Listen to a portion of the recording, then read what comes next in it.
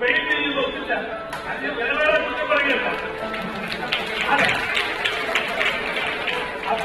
ഇത് ഞാൻ തന്നെ നടത്തുന്ന എന്റെ പരിപാടിയിൽ എന്റെ ഫോട്ടോ വെച്ചിരിക്കുന്ന എന്റെ വീസ വേണ്ട നിലയിൽ തെറ്റില്ല എന്ന് പറഞ്ഞാൽ അപ്പോൾ അവിടെ ആ ജോലി നല്ലപോലെ ചെയ്തില്ല എന്നുള്ള ഏത് ജോലിയും ഭംഗിയായിട്ട് ചെയ്യണം. പ്രായോഗിക രാഷ്ട്രീയത്തിന്റെ സൈദ്ധാന്തികനാണ് കരിങ്ങോഴയ്ക്കൽ മാണി. കേരളം പോലെ സങ്കീർണമായൊരു രാഷ്ട്രീയ ഭൂമികയിൽ ഒരു പ്രാദേശിക പാർട്ടിയെ നയിച്ച് ഏറ്റവും ഉയരങ്ങളിലെത്തി. അരനൂറ്റാണ്ടിലേറെ നിയമസഭയിൽ ജീവിച്ചു. ഭരണബെഞ്ചിലും പ്രതിപക്ഷത്തും തിളങ്ങി. മന്ത്രിസഭകളിൽ ഇരുന്നപ്പോഴൊക്കെ മികച്ചൊരു ഭരണാധികാരിയുടെ ഗരിമ കാഴ്ചവെച്ചു. പ്രതിപക്ഷത്തിരുന്നപ്പോഴൊക്കെ ആ പക്ഷത്തെ പ്രമുഖനായി. എന്നിട്ടും മുഖ്യമന്ത്രിയാകാൻ കഴിയാതെ മാണി സാർ വിട പറയുമ്പോൾ അത് അദ്ദേഹത്തിന്റെ സ്വകാര്യ ദുഃഖം മാത്രമല്ല. അദ്ദേഹത്തിന്റെ വിയോഗം കേരള രാഷ്ട്രീയത്തിന് തീരാ നഷ്ടമാണ്. പല റെക്കോർഡുകളും അദ്ദേഹം സൃഷ്ടിച്ചിട്ടുണ്ട്. ഇന്ത്യയിൽ തന്നെ ഒരു നിയോജക മണ്ഡലത്തിൽ നിന്നും തുടർച്ചയായി 13 തവണ തിരഞ്ഞെടുക്കപ്പെട്ടു. 52 വർഷക്കാലം അദ്ദേഹം തുടർച്ചയായി MLA ആയി. അദ്ദേഹം ഏത് സ്ഥാനം അലങ്കരിക്കുമ്പോഴും പാലായ്ക്ക് അദ്ദേഹത്തിൻ്റെ ഹൃദയത്തിൽ പ്രത്യേകമായൊരു സ്ഥാനമുണ്ടായിരുന്നു. ഐക്യ കേരളത്തിന്റെ ചരിത്രത്തോളം ദൈർഘ്യമുണ്ട് KM മാണിയുടെ രാഷ്ട്രീയ ജീവചരിത്രത്തിന്. കോട്ടയം ജില്ലയിലെ മീനച്ചിൽ താലൂക്കിലെ മരങ്ങാട്ടുപിള്ളിയിൽ ജനനം. മരങ്ങാട്ടുപിള്ളി സെന്റ് തോമസ് LP സ്കൂളിൽ ആരംഭിച്ച വിദ്യാർത്ഥി ജീവിതം മദ്രാസ് ലോ കോളേജിൽ അവസാനിച്ചപ്പോൾ വർഷം 1955. ആ വർഷം കോഴിക്കോട് കേന്ദ്രീകരിച്ച് അഭിഭാഷക വൃത്തി ആരംഭിച്ചു.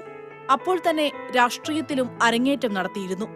വിമോചന സമരത്തിലൂടെയാണ് KM മാണി എന്ന രാഷ്ട്രീയ പ്രവർത്തകൻ മീനച്ചിൽ താലൂക്കിൽ ശ്രദ്ധേയനാകുന്നത്. 1959 KPCC അംഗമായി തെരഞ്ഞെടുക്കപ്പെട്ടതോടെ രാഷ്ട്രീയ നേതാവായി മാറി.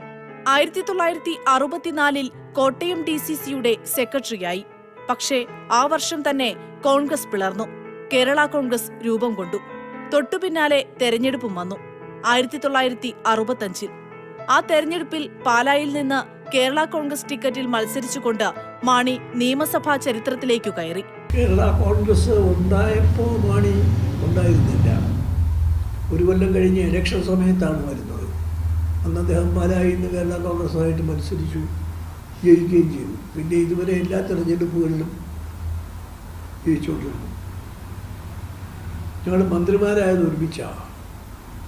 1975 ഡിസംബറിലോ മറ്റോ ആണെന്നാണ് തോന്നുന്നത്. ഞങ്ങൾ രണ്ടുപേരും കേരള കോൺഗ്രസിൻ്റെ പ്രതിനിധികളായി മന്ത്രിസഭയിൽ ചേരുന്ന ഒന്നാണ്. പിന്നെ ഞങ്ങൾ ഒരുമിച്ച് പല പ്രാവശ്യം മന്ത്രിസഭയിൽ ഒരുമിച്ചിരുന്നിട്ടുണ്ട്. രാഷ്ട്രീയ പ്രവർത്തനത്തിന്റെ ഉയർന്ന വിധാനമായി നിയമസഭാ പ്രവർത്തനത്തെ കണ്ടിരുന്ന ഒരു കാലമാണത്. സഭാചട്ടങ്ങളും സഭയുടെ ചരിത്രവും പഠിക്കുകയും സഭയ്ക്കകത്തെ ചർച്ചകളിൽ മികവ് കാണിക്കുകയുമാണ് അക്കാലത്ത് നിയമസഭാ സാമാജികന്റെ അളവുകോൽ. അതിപ്രഗത്ഭരായ ഒരു പാർലമെന്ററി. ഞാനൊക്കെ നിയമസഭയിൽ കടന്നു വരുന്ന അവസരത്തിൽ ഞങ്ങൾക്ക് ഒരു റോൾ മോഡൽ KM മാണിയായിരുന്നു. ഒരു ഒന്നാം തരം പാർലമെന്ററി. അതുമാത്രമല്ല, കേരളത്തിൻ്റെ സമ്പദ്ഘടനയിൽ വളരെ വലിയ മാറ്റങ്ങൾ വരുത്തുന്നതിനും നമ്മുടെ സമ്പദ്ഘടനയെ ശക്തിപ്പെടുത്തുന്നതിനും അദ്ദേഹം ധനകാര്യമന്ത്രി എന്ന നിലയിൽ വഹിച്ചിട്ടുള്ള പങ്ക് അവിസ്മരണീയമായിട്ടുള്ളതാണ്. അതേസമയം തന്നെ ബഹുജന നേതാവായി വളരാനും കഴിഞ്ഞു എന്നതാണ് മാണിയെ പാലാ എന്ന മണ്ഡലത്തിന് പ്രിയങ്കരനാക്കിയത്. 1965 പാലായിൽ നിന്ന് ജയിച്ചു ചെന്നെങ്കിലും ആ സഭ ചേർന്നില്ല. ആർക്കും ഭൂരിപക്ഷമില്ലാത്തതിനാൽ സഭ ചേരാതെ പിരിഞ്ഞു. പിന്നീട് 2 വർഷം പ്രസിഡന്റ് ഭരണമായിരുന്നു. 67 പാലായിൽ മാണി തന്നെ. പിന്നീടിങ്ങോട്ട് മരിച്ചു പിരിയുവോളം പാലായ്ക്ക് വേറൊരു MLA ഉണ്ടായിട്ടില്ല.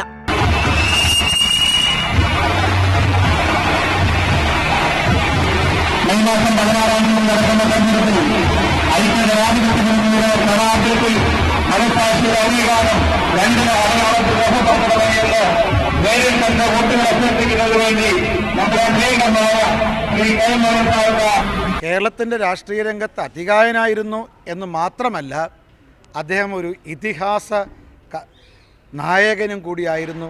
രാഷ്ട്രീയ രംഗത്ത് ജനപ്രിയ രാഷ്ട്രീയ നേതാക്കളെക്കുറിച്ച് പറയാറുണ്ട്.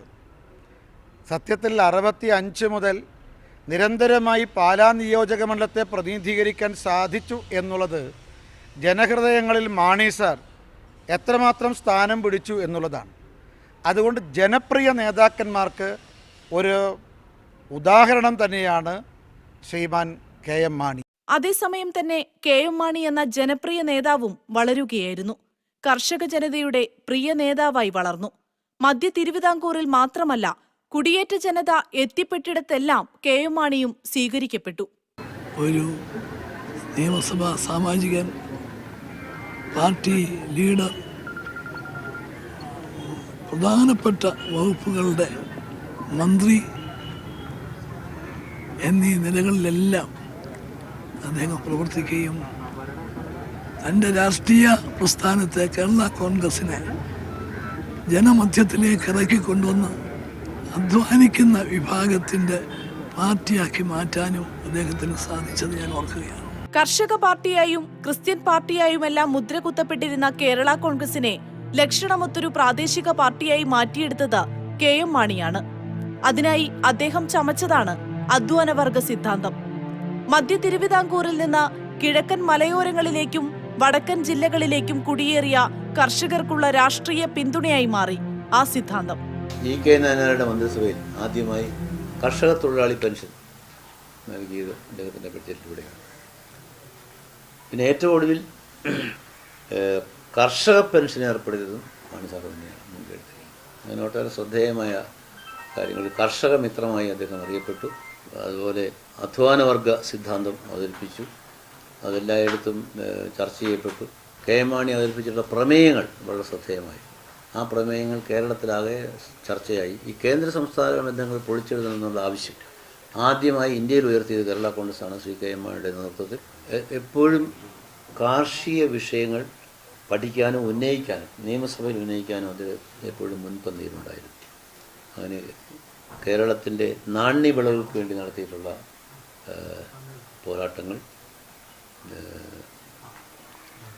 കേന്ദ്ര ഗവൺമെൻറ്റിൻ്റെ നയങ്ങളാണ് പലപ്പോഴും നമുക്ക്, പ്രത്യേകിച്ചും കയറ്റിറക്കുന്ന നയങ്ങൾ, ആ കയറ്റിറക്കുമതി നയങ്ങളിൽ മാറ്റം വരുത്താനുള്ള ആവശ്യം നിരന്തരമായി ഉന്നയിച്ചുകൊണ്ടിരുന്നു. റബ്ബറിൻ്റെ വില ഇടിവിൽ എന്തെങ്കിലും ഒന്ന് ചെയ്യണമെന്ന് ആലോചിച്ച് അദ്ദേഹം 1 കിലോ റബ്ബറിന് മിനിമം 150 രൂപയെങ്കിലും കിട്ടിയിരിക്കണം. ഈ റബ്ബർ വില 80 രൂപയായി താന്ന സന്ദർഭത്തിൽ 150 രൂപ. 1975 മന്ത്രിസഭയിൽ പ്രവേശിക്കുന്നതോടുകൂടിയാണ് കെ എം മാണിയുടെ രാഷ്ട്രീയ വളർച്ച വേഗത്തിലാകുന്നത്. മന്ത്രിസഭയിൽ പ്രവേശിച്ചതു തന്നെ ധനകാര്യ വകുപ്പിന്റെ ചുമതലയേറ്റുകൊണ്ടാണ്. 1975 ഡിസംബർ 21-നാണ് കെ എം മാണി ആദ്യമായി സത്യപ്രതിജ്ഞ ചെയ്ത് അധികാരമേൽക്കുന്നത്. 76-77 വർഷത്തിലേക്ക് അവതരിപ്പിച്ച കേരള ബജറ്റ് കെ എം മാണിയുടെ കന്നി ബജറ്റായിരുന്നു. അതുതന്നെ ലക്ഷണമൊത്തൊരു സാമ്പത്തിക രേഖയുമായിരുന്നു. ധനകാര്യ മാനേജ്മെന്റിൽ നിരന്തര പരിശീലനത്തിലൂടെ നേടിയെടുത്ത വൈദഗ്ധ്യമാണ് കാരുണ്യ ലോട്ടറി എന്ന ജീവകാരുണ്യ പദ്ധതിയിൽ എത്തിക്കുന്നത്. കേരള മോഡൽ എന്ന് കൊട്ടിഘോഷിക്കപ്പെട്ടിരുന്ന കാലത്ത് കേരളത്തിന്റെ ആരോഗ്യ മേഖലയിലെ സർക്കാർ ഇടപെടൽ ലോകം ശ്രദ്ധിച്ചതാണ്. അത് തകരുകയും ചികിത്സ വിലയേറിയതാവുകയും ചെയ്ത കാലത്ത് ലക്ഷക്കണക്കിന് ആളുകൾക്ക് ഉപകാരപ്പെട്ടതാണ് കാരുണ്യ പദ്ധതി. അത് എൻ്റെ മനസ്സിൽ തൊട്ട ഒരു കാര്യം അദ്ദേഹത്തിൻ്റെ കാരുണ്യ പദ്ധതിയാണ്. ആ പദ്ധതി അദ്ദേഹത്തിൻ്റെ ആവശ്യപ്രകാരം തിരുവനന്തപുരത്ത് വന്നതിൻ്റെ ലോട്ടറി ഉദ്ഘാടനം ചെയ്തത് ഞാനാണ്.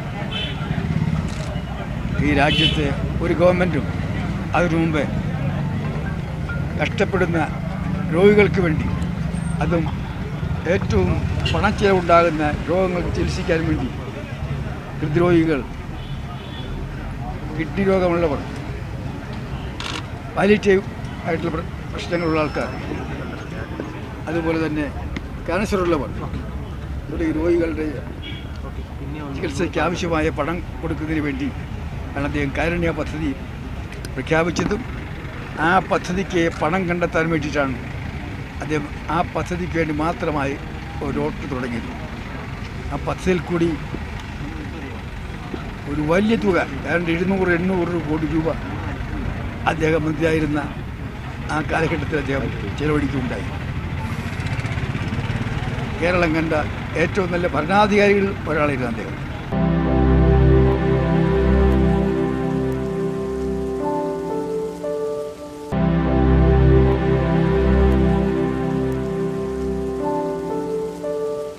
13 ബജറ്റുകൾ അവതരിപ്പിച്ചതിലൂടെ ഇന്ത്യൻ രാഷ്ട്രീയ ചരിത്രത്തിൽ സ്ഥാനം പിടിച്ച മാണി അവസാനമായി അവതരിപ്പിച്ച ബജറ്റ് അവതരിപ്പിക്കപ്പെട്ട സാഹചര്യത്തിന്റെ പ്രത്യേകതയാൽ ചരിത്രത്തിൽ സ്ഥാനം പിടിച്ചു.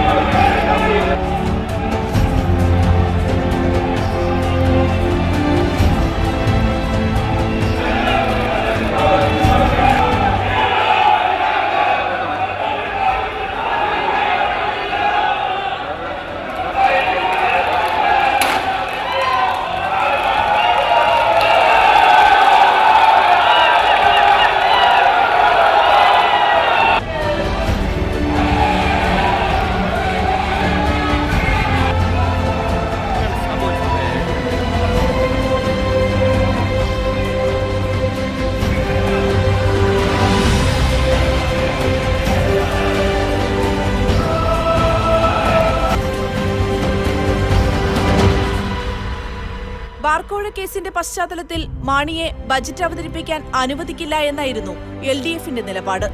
എന്തു വന്നാലും മാണിയുടെ ബജറ്റ് അവതരിപ്പിക്കുമെന്ന UDFും നിലപാടെടുത്തു നിന്നു. മാണി അഴിമതിക്കാരനാണ് എന്ന് സ്ഥാപിക്കാനായിരുന്നു സഭയ്ക്കകത്തു കണ്ട ഈ യുദ്ധം. MLAമാരെ തല്ലിച്ചതച്ചുകൊണ്ട് ബഡ്ജറ്റ് അവതരണമെന്ന ഒരു പ്രഹസനം ഇന്ന് നടന്നു. നിയമസഭയുടെ ഒരു മൂലയിലിരുന്ന് പോലീസുകാരൻ ചൂണ്ടിക്കാണിച്ചു കൊടുത്ത ഒരു മൈക്കിൽ മിസ്റ്റർ മാണി ബഡ്ജറ്റ് അവതരിപ്പിക്കുന്നു എന്ന് പറഞ്ഞുകൊണ്ട് ഏതോ പുലമ്പി അദ്ദേഹം കടന്നുപോയി. KM മാണി അഴിമതിക്കാരനാണ് എന്ന് സ്ഥാപിക്കാൻ ഇത്രമേൽ വാശിയോടെ ശ്രമിച്ചവർ പോലും ഏറെ താമസിയാതെ മലക്കം മറിയുന്നതാണ് പിന്നീട് കണ്ടത്. UDF മന്ത്രിസഭ വിജിലൻസ് അന്വേഷണം നടത്തി ക്ലീൻ ചിറ്റ് കൊടുത്തു. LDF ആണെങ്കിൽ ആ അധ്യായം മറന്നുകൊണ്ട് കേരള കോൺഗ്രസുമായി അടുക്കാൻ ശ്രമിച്ചു. ഒരു വേള മാണിയും കേരള കോൺഗ്രസും LDFിലേക്ക് പോകുമോ എന്ന് പോലും കേരളം സംശയിച്ചു. പാർട്ടി പ്ലീനത്തിനോടനുബന്ധിച്ച് നടത്തിയിട്ടുള്ള പരിപാടി KM മാണി ഞങ്ങൾ പങ്കെടുപ്പിച്ചിട്ടുണ്ട്. അത്തരത്തിലുള്ള പ്രശ്നങ്ങളിലൊന്നും തന്നെ മുൻകാലത്തെടുത്തതുപോലെ UDFനകത്ത് നിൽക്കുന്ന കാലത്ത് ഞങ്ങളുമായി പല സന്ദർഭങ്ങളിൽ അദ്ദേഹം സഹകരിച്ചിട്ടുണ്ട്. കാർഷിക പ്രശ്നത്തിൽ കേന്ദ്ര ഗവൺമെൻറ് നിലപാടുകൾക്കെതിരെ ശരിയായ നിലപാടെടുക്കുകയാണെങ്കിൽ അത്തരം പ്രശ്നത്തിൽ യോജിച്ച് പ്രവർത്തിക്കാൻ കഴിയും. അത് മുന്നണിയുടെ ഭാഗമായിട്ട് മാറ്റുന്നതിന് ഭാഗമായിട്ടുള്ള സമീപനമല്ല. പ്രശ്നങ്ങളുടെ അടിസ്ഥാനത്തിൽ യോജിക്കാൻ തയ്യാറുള്ളവരുമായിട്ട് എപ്പോഴും യോജിക്കുന്ന സമീപനമാണ് ഞങ്ങൾക്കുള്ളത്. ഇതൊക്കെയും കാണിക്കുന്നത് KM മാണിക്ക് കേരള രാഷ്ട്രീയത്തിലുള്ള സ്വീകാര്യത തന്നെയാണ്.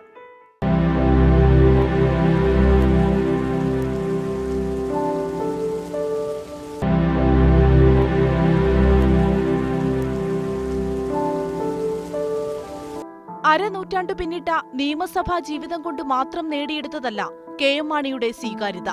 അത്രയും കാലം ഒരു മണ്ഡലത്തിലെ ജനങ്ങൾ മറ്റൊരു പ്രതിനിധിയെക്കുറിച്ച് ആലോചിച്ചില്ല എന്നോർക്കണം. പല കാര്യങ്ങളും ഇവിടെ ചെയ്തിട്ടുണ്ട്. ഇവിടെ ട്രിപ്പിൾ IIT ഒക്കെ പാലായിൽ വന്നിരിക്കുന്നു എന്ന് പറയുമ്പോൾ കുറെ വർഷങ്ങൾ കഴിയുമ്പോൾ നമുക്ക് സയൻസ് സിറ്റി ഒക്കെ വരുന്നു.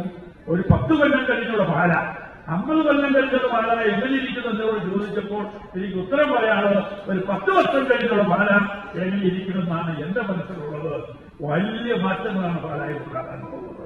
മറ്റേതൊരു ഗ്രാമീണ കർഷകനെയും പോലെ മാണിയും കുടുംബസ്നേഹിയായിരുന്നു. കുട്ടിയമ്മ അദ്ദേഹത്തിന്റെ ശക്തിയും ദൗർബല്യവുമായിരുന്നു. ഇതേ ബന്ധം പാലാ മണ്ഡലത്തോടും കാത്തുസൂക്ഷിച്ചിരുന്നു എന്നതുതന്നെയാണ് മാണിയുടെ വിജയരഹസ്യം. കുട്ടിയമ്മയും പാലായും തന്റെ ഭാര്യമാരാണ് എന്ന് കളി പറയുമായിരുന്നു അദ്ദേഹം. അദ്ദേഹം ആ പാലാ നിയമമണ്ഡലത്തിൽ അദ്ദേഹം പറയും, എനിക്ക് 2 ഭാര്യമാരാണ്. 1 കൊട്ടിയം വെച്ച് കിടത്തി, 2 പാലായി. അദ്ദേഹം എപ്പോഴും പറയാറുണ്ട്. അപ്പം ഞാൻ ചോദിക്കും, ഇതിലാരെയാ കൂടുതൽ സ്നേഹം? അപ്പോൾ അദ്ദേഹം ചിരിച്ചുകൊണ്ട് 2 പേരെയും തുല്യ സ്നേഹമെന്ന് പറയാറ്. സാർ, അദ്ദേഹത്തെ അഭിനന്ദിക്കാതിരിക്കാൻ ആർക്കും കഴിയില്ല. ശത്രുവിന് പോലും കഴിയില്ല. ഞാൻ ഒളിച്ചു വെക്കുന്നത് ശത്രുവിന് പോലും കഴിയില്ല എന്ന് പറയുമ്പോൾ ബോധ്യമാണ്. കാരണം പക്ഷേ ആ വാക്ക് പറയുമ്പോൾ ഒരു കാര്യം നിങ്ങൾ അറിയണം, അകലെ കിടക്കുന്ന മിത്രത്തെക്കാൾ അടുത്ത് കിടക്കുന്ന ശത്രുവാണ് മെച്ചം. അതുകൊണ്ട് മാണി സാറിന്റെ മെച്ചം ഞാൻ തന്നെ ആയിരിക്കും എന്ന കാര്യത്തിൽ ഒരു സംശയം. രാഷ്ട്രീയ ജീവിതത്തിന്റെ, പ്രത്യേകിച്ച് നിയമസഭാ ജീവിതത്തിന്റെ ദൈർഘ്യവും വിജയവും ആസ്വദിച്ച നേതാവാണ് മാണി. മുഖ്യമന്ത്രിയാകാതെ പോയതിൽ അദ്ദേഹത്തിന് സങ്കടമില്ലാതെ പോയത് നിയമസഭാ ജീവിതത്തിന്റെ വിജയം അത്രമേൽ സന്തോഷിപ്പിച്ചതുകൊണ്ടാണ്. ഒരേ മണ്ഡലത്തിൽ നിന്ന് തന്നെ ജയിച്ചു. മുന്നണികൾ മാറി മത്സരിച്ചിട്ടും ജയിച്ചു. ഇങ്ങനെയൊരു റെക്കോർഡ് ലോകത്ത് എവിടെയെങ്കിലും ഉണ്ടാവുമോ എന്ന് നിശ്ചയമില്ല. സർ, വെറുതെയല്ല മഹാകവി പാലാ നാരായണൻ നായർ ശ്രീ KM മാണിയെ മാണിപ്രമാണി എന്ന് ഒരു കവിതയിൽ വിശേഷിപ്പിച്ചത്. രാഷ്ട്രീയത്തിലെ ആർക്കും നീക്കി നിർത്താനാവാത്ത പ്രമാണി തന്നെയായി അദ്ദേഹം മാറി. അദ്ദേഹത്തിന് ഇപ്പോഴും ഈ വയസ്സുകാലത്തും സൗന്ദര്യമോ അല്ലെങ്കിൽ വയസ്സായിട്ടില്ലെങ്കിലും ഉണ്ട് എന്നാണ് വസ്തുത. ദീർഘകാലമായി എന്നാൽ പിൻവലിച്ചുകൊണ്ട്, ആ വാക്ക് പിൻവലിച്ചുകൊണ്ട് അദ്ദേഹത്തിന്റെ യുവത്വം കേരള രാഷ്ട്രീയത്തിന് ഒരു അപൂർവ സൗഭാഗ്യമായി തീരട്ടെ എന്നുകൂടി ആഗ്രഹിച്ചുകൊണ്ട് എൻ്റെ വാക്കുകൾ. ഞങ്ങൾ അസംബ്ലിയിലെ ഈ സീറ്റിൻ്റെ കാര്യത്തിൽ മാത്രമല്ല ഞങ്ങളുടെ സാമീപ്യം. സാറ്, ഞങ്ങളുടെ നിയോജക മണ്ഡലം പാലായും പുതുപ്പള്ളിയും അടുത്തടുത്ത മണ്ഡലങ്ങളാണ്. ഞാൻ മാണി സാറിനെ ആദ്യം കാണുന്നത് കോട്ടയം DCC ഓഫീസിൽ വെച്ചാണ്. മാത്തച്ചൻ കുരുനാക്കുന്നിൽ DCC പ്രസിഡൻ്റായിരുന്ന കാലത്ത് DCC സെക്രട്ടറി ആയിട്ടുള്ള മാണി സാറിനെ ഒരു വിദ്യാർത്ഥിയായി എനിക്ക് അവിടെ പോയി കാണാൻ സാധിച്ചു. സാർ, അന്ന് മുതലുള്ള ഞങ്ങളുടെ സൗഹൃദമാണ്. ബഹുമാന്യനായ മുഖ്യമന്ത്രി കലവറയില്ലാതെ എന്നെ അഭിനന്ദിക്കുകയുണ്ടായി. അദ്ദേഹത്തിൻ്റെ ആ വിശാല മനസ്കതയ്ക്ക് മുമ്പിൽ ഞാൻ നമോവാകം ചെയ്യുന്നു. ഇപ്പോഴായിരിക്കും മനസ്സിലായത്, നമ്മൾ ശത്രുക്കളെന്ന് കരുതുന്ന പല ആളുകളും നമ്മുടെ മിത്രങ്ങളാണ്. PC ജോർജ് ഒരിക്കലും എൻ്റെ ശത്രുവല്ല. ഞാൻ എപ്പോഴും ജോർജിനെ എൻ്റെ അനുജനായിട്ടാണ് ഞാൻ എപ്പോഴും കണക്കാക്കിയിരിക്കുന്നത്. അപ്പോൾ ഞാൻ ഇത് പറയുന്നത്, എനിക്ക് ആരോടും ഒരു വിരോധമില്ല. ഞാനങ്ങനെ ചിന്തിച്ചിട്ടുമില്ല. ആരും എൻ്റെ വിരോധികളുമായിട്ട് ഞാൻ കരുതുന്നില്ല. എല്ലാവരോടും സ്നേഹം പങ്കിടുന്നു. ജോർജിനോടും അതുപോലെ തന്നെയാണ്.